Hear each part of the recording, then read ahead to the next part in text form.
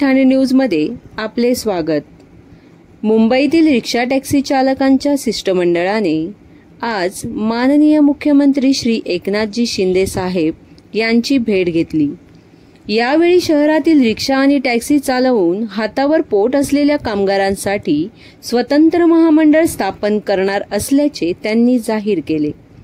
Rickshaw taxi चालकांसाठी Maharashtra taxi auto rickshaw चालक मालक कल्याणकारी महामंडळ सुरू करण्यात येणार असल्याचे त्यांनी यावेळी सांगितले। या महामंडळाअंतर्गत रिक्षा टॅक्सी चालकाला जीवन विमा कवच देण्यात येणार आहे। चालकाला तसेच त्यांच्या कुटुंबियांना मोफत वैद्यकीय उपचार मिळावे यासाठी आर्थिक तरतूद करण्यात येणार आहे। अपघातात अचानक कुणी जखमी झाल्यास त्याला तातडीची मदत म्हणून 50,000 रुपये देण्यात येणार आहेत।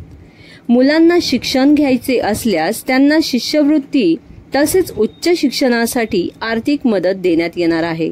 कौशल्य विकास विभागाच्या माध्यमातून त्यांच्या मुलांना तंत्रकुशल केले जाईल। मुख्यमंत्री रोजगार योजनेच्या माध्यमातून त्यांना स्वतःचा व्यवसाय सुरू करण्यासाठी आर्थिक सहाय्य देण्यात येणार आहे। 63 वर्षावरील चालकांना ग्रॅज्युएटी मिळावी यासाठी देखील तरतूद करण्यात येणार आहे। यासाठी चालकाला प्रतिवर्षी 300 रुपये म्हणजेच दरमहा 25 रुपये मात्र जमा करावे लागतील असे त्यांनी सांगितले।